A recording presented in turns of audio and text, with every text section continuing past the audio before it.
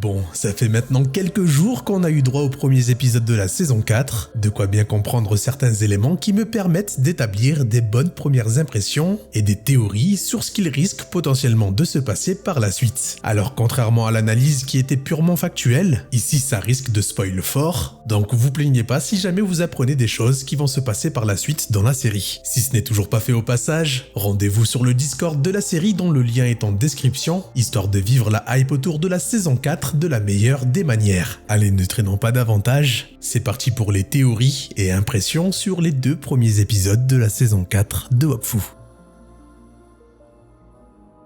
Quand on parle d'impression, forcément, on a tous une sensibilité différente faisant qu'on entre en désaccord sur certains points que je risque d'évoquer. Alors n'hésitez pas à me le dire en commentaire si jamais ça arrive, je suis ouvert à toute discussion tant qu'elle est faite dans le respect. Premièrement, s'il y a bien quelque chose qui nous a tous marqués, c'est le cas Tristepin. Ce bon vieux Tristepin, on le connaît bien maintenant, et on sait qu'il est loin d'être le plus futé de la bande. Mais là, je suis désolé, c'est vraiment affligeant. Le pauvre est devenu tellement bête qu'il a du mal à reconnaître des statues d'Héliatrope. Et bien que je comprends le traitement à la Goku de Dragon Ball Super, faisant que Tristepin force un peu le côté bête pour faire rire tout le monde, c'est quand même dommage d'y aller à ce point. Heureusement, ces moments fun avec Gultard sont toujours là pour relever le niveau, surtout quand ils s'en prennent à Adamaï où j'ai trouvé ce moment super drôle. En parlant d'Adamaï, je tenais à dire que j'ai beaucoup apprécié ce petit moment entre frères qu'on a eu au début du premier épisode. Un moment qui permet à beaucoup d'entre nous de faire la paix avec ce personnage que j'avoue ne pas avoir apprécié dans la saison 3. Par la suite, je l'ai dit dans la vidéo analyse, mais ça va vraiment super vite. Et c'est dommage parce que parfois, j'aurais aimé que le contexte soit plus amené pour introduire les nouveaux personnages. D'ailleurs, ça marche super bien avec le vieux qu'on retrouve à la fin parce que justement, là, on prend le temps de nous montrer à quel point il va devenir exceptionnel avec sa méditation qui permet d'entendre à des milliers de kilomètres, ou encore lorsqu'il lance la pierre en prévision qu'un garde lui barrerait la route plusieurs minutes plus tard. Des petits trucs qui nous font comprendre que ce n'est pas n'importe qui, et d'ailleurs je tenais à revenir dessus, non, ce n'est pas l'once dure, car un peu plus tôt nous pouvons voir le conte à travers un des portails de la grande déesse avec son fils. Une séquence qui enterre définitivement ces théories auxquelles je croyais moi aussi, je dois être honnête. Enfin tout ça pour dire que l'entrée en scène des nouveaux personnages importants comme Nora sont loin d'être au niveau de l'attente que l'on a pour eux. Le jeu de portail superposé était une bonne idée, mais ce moment-là est bien trop court pour développer une bonne entrée en scène. C'est la même chose avec Rasha, le frère de Rushu. On sait qu'il a été développé dans le manga Dofus, dans lequel on voit qu'il a été enfermé par le dieu Yop il y a des millénaires avant d'être mis dans l'épée Rime remis à Archie. Là, il nous apparaît et explique juste rapidement sa rancœur contre le dieu Yop avant de tout saccager. Bon, je vous dis ça après, je sais très bien pourquoi c'est comme ça. On n'a que 13 épisodes et il y a des choses bien plus importantes à développer. Mais il n'empêche que dans un monde idéal, j'aurais aimé qu'on retire quelques moments d'humour des Père Sedal pour davantage développer les entrées des nouveaux personnages. Concernant la déesse Héliatrope, mon avis est biaisé.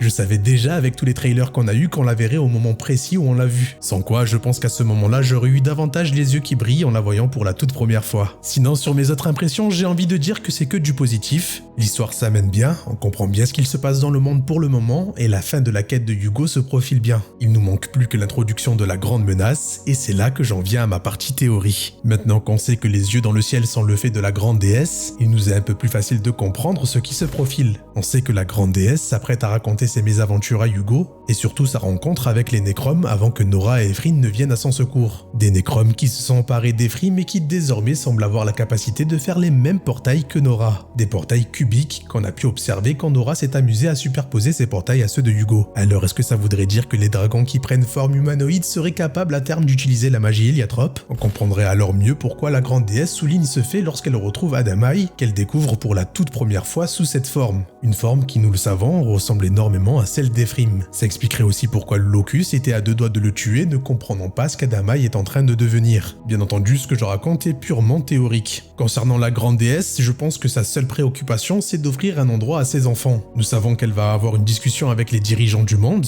et je suis quasiment certain qu'elle va les prévenir de la menace des Nécromes et de la manière de s'en débarrasser, en contrepartie de quoi elle demandera à ce qu'un endroit sur le monde soit accordé à ses enfants pour qu'ils puissent rebâtir leur civilisation. Une manière de ne plus entrer à l'avenir en conflit avec les dieux, puisque cette fois-ci, elle ne pourrait pas s'accaparer une planète à elle seule vu que le monde des 12 est un monde où chaque incarné est libre de choisir la divinité de son choix. Un moment important car en plus d'offrir un avenir aux Héliotropes, il y a de grandes chances que les 12e prennent leur destin en main et mettent en place l'ordre des Paladirs, un ordre spécialement dédié à la chasse aux Nécromes. Hugo, lui de son côté, va devoir s'entraîner pour pouvoir faire face au souverain des Nécromes et endosser son rôle de roi et protecteur des Héliotropes. C'est pour ça que nous avons une aura très dure avec lui, car elle attend de Hugo à ce qu'il devienne son souverain et qu'il soit à la hauteur de la tâche. Et malheureusement, Hugo ne sera jamais au niveau tant qu'il n'aura pas accepté l'héritage des Héliotropes, tant qu'il n'aura pas fait la paix avec Oropo et accepté ce qu'il lui reproche. Lorsque ce sera fait, il pourra enfin développer son plein potentiel et devenir réellement ce roi-dieu Héliotrope,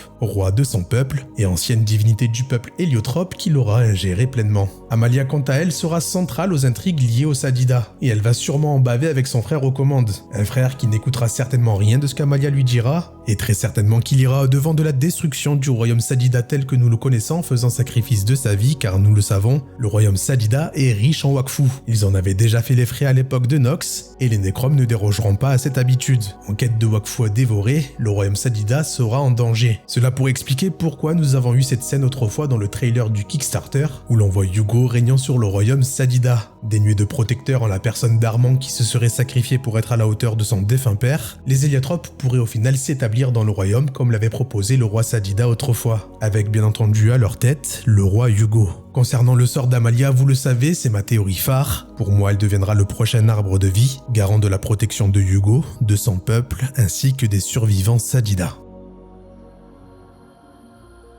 Voilà pour mes impressions et théories pour le moment concernant la suite de la série. Peut-être que mon avis changera, pour ça il faudra attendre vendredi prochain à 19h30 sur Oku sur le launcher Ankama, et bien entendu pour ceux qui sont sur le Discord, on se capte en vocal. Allez, il est temps pour moi de rendre le micro, c'était Zaki, pour vous servir, ciao.